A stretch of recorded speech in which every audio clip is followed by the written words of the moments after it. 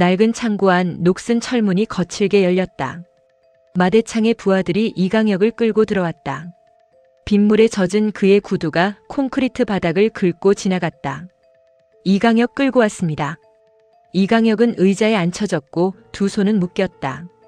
어둠 속에서 마대창이 천천히 걸어 나왔다. 그의 눈빛은 더 이상 회장의 눈빛이 아니었다. 딸을 잃고 딸을 찾고 그 딸의 인생이 짓밟힌 걸 알게 된 아버지의 눈빛이었다. 마대창은 말없이 이강혁의 뺨을 후려쳤다. 너 이놈, 잘 생각해. 최화영이가 무슨 짓을 저질렀는지. 다 불어. 이강혁은 고개가 돌아간 채 숨을 몰아쉬었다. 그러나 입은 열지 않았다. 마대창은 이를 악물었다. 정숙희가 내 딸인 걸 알고도 숨겼나? 최아준 화재 사건도 알고 있었나? 최화영이 내 딸 이름을 훔치려던 것도 내가 도왔지? 이강혁은 마른 침을 삼켰다. 회장님, 제가 말하면 모두 다칩니다. 마대창의 눈빛이 더 차가워졌다. 이미 다쳤어. 내 딸 은혜도 장미도 백호군도. 이제 다칠 사람은 너하고 최화영 뿐이다. 같은 시각 조용한 사무실.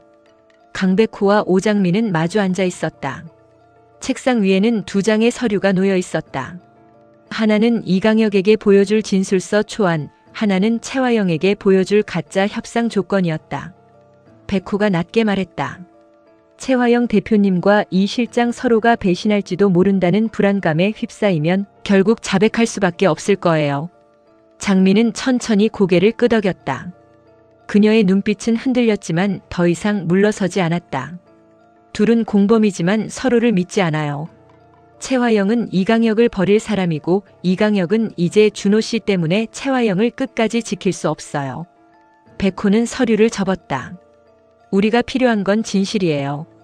서린이 죽음, 최아준 화재 사건, 마흔의 사기 그 중 하나만 먼저 무너지면 나머지도 따라 무너집니다. 장미는 숨을 깊게 들이마셨다. 그럼 제가 최화영을 흔들게요. 잠시 뒤 마대창 저택 서재. 최화영은 의자에 묶인 채 고개를 떨구고 있었다. 화려했던 대표의 모습은 사라지고 젖은 머리칼과 번진 화장만이 남아 있었다. 문이 열리고 장미가 들어왔다. 장미는 최화영을 한참 내려다보다가 물컵을 집어들었다. 그리고 망설임 없이 그녀의 얼굴에 물을 끼얹었다. 정신 차려요, 최 대표님. 최화영이 깜짝 놀라 눈을 떴다. 그녀는 장미를 노려보았다. 오장미, 내가 감히. 장미는 차갑게 웃었다. 감히? 그 말 아직도 나와요? 남의 인생 훔치고 남의 엄마 미치게 만들고 남의 이름까지 훔치려던 사람이? 최화영은 이를 악물었다. 너희가 이러고도 무사할 줄 알아? 장미는 천천히 몸을 낮춰 최화영과 눈을 맞췄다. 걱정은 대표님이 해야 할 것 같은데요. 아마 이 실장한테 할아버지가 솔깃한 조건을 제시했을 거예요. 이미 이 실장이 입을 열지 않았을까? 최화영의 눈동자가 흔들렸다. 거짓말. 정말 거짓말일까요? 이강혁 씨도 이제 살 길 찾아야죠. 당신을 배신하는 게 훨씬 남는 장사 아닐까? 그 말에 최화영의 숨이 거칠어졌다. 그녀는 이강혁을 믿지 않았다. 믿은 적도 없었다. 이용했을 뿐이다. 그런데 그 남자가 먼저 입을 연다면? 준호의 친부라는 사실까지 드러난 이상 이강혁이 자신을 버리고 아들을 택한다면? 장미는 그 틈을 파고들었다. 대표님이 먼저 말하면 적어도 모든 죄를 이강혁 씨가 뒤집어쓰게 만들 수 있어요. 그런데 이강혁 씨가 먼저 말하면 대표님은 끝이에요. 최화영은 떨리는 입술로 웃었다. 오장미, 너 참 많이 컸다. 장미의 눈빛이 차갑게 가라앉았다. 대표님 덕분이죠. 사람 인생 짓밟는 법, 사람 속이는 법, 빼앗긴 사람이 어떻게 살아남는지 다 대표님한테 배웠으니까. 한편 준호는 백호를 찾아왔다. 어두운 복도 끝 두 사람은 마주 섰다. 준호는 이상할 만큼 차분했다. 최아준 씨. 백호의 얼굴이 굳었다. 무슨 일입니까? 준호는 낮게 웃었다. 마 회장님 정말 믿을 수 있어요? 백호의 눈빛이 흔들렸다. 무슨 뜻입니까? 준호는 한 걸음 다가왔다.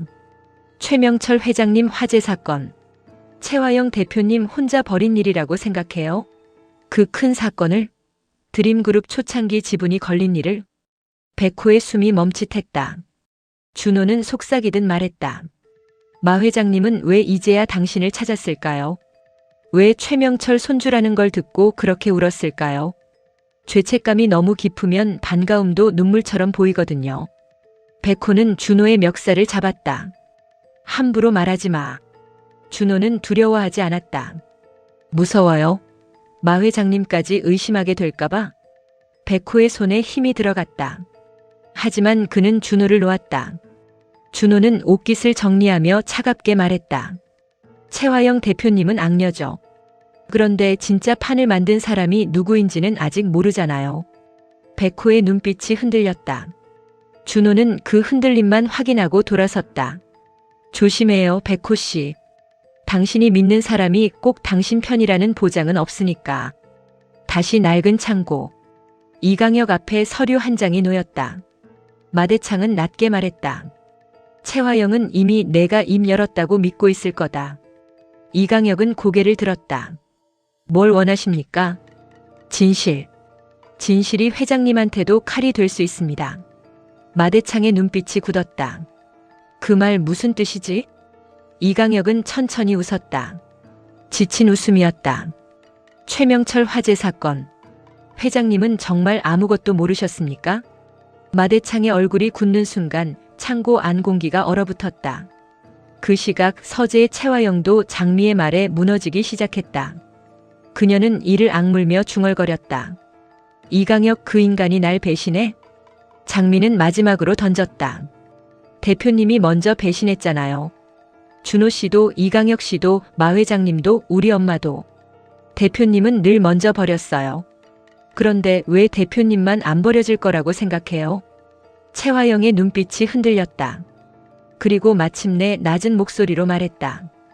이강혁이 어디까지 말했는데? 장미의 눈빛이 번뜩였다. 그걸 왜 묻죠? 정말 숨길 게 많나 봐요. 검은 화면처럼 짧은 정적. 그리고 최화영의 입술이 떨렸다. 설인이 일은 내가 직접 한 게 아니야. 장미의 숨이 멎었다. 그럼 누가 했어요? 최화영은 고개를 돌렸다. 하지만 이미 늦었다. 장미의 옷깃 안쪽 작은 녹음기가 붉은 불빛을 깜빡이고 있었다. 마지막 1분 모든 장면이 빠르게 교차된다. 창고에서 이강혁은 마대창을 향해 최명철 화재 사건의 시작은 최화영이 아니었습니다라고 말하고, 서재에서 최화영은 설인이 죽던 날 이강혁이 현장에 있었다고 중얼거린다. 백호는 준호의 말을 떠올리며 마대창의 과거 자료를 다시 펼친다. 장미는 녹음기를 움켜쥔 채 눈물을 삼킨다. 그리고 백호의 휴대전화로 익명의 파일 하나가 도착한다. 제목은 단 한 줄. 최명철 화재 사건 당시 마대창 회장 통화 기록. 백호의 얼굴이 굳는다. 장미가 떨리는 목소리로 묻는다.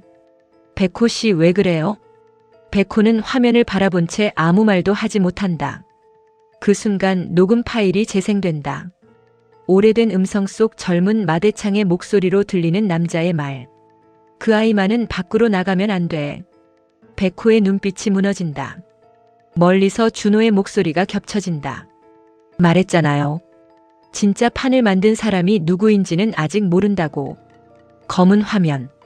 그리고 낮고 웅장한 내레이션. 서로를 배신해야만 살아남는 두 공범. 진실을 끌어내려는 장미와 백호. 그리고 최하준의 과거를 뒤흔드는 또 하나의 이름 마대창. 첫 번째 남자다움 이야기. 최화영과 이강혁의 자백이 시작되는 순간 백호는 가장 믿고 싶었던 사람을 의심하게 된다.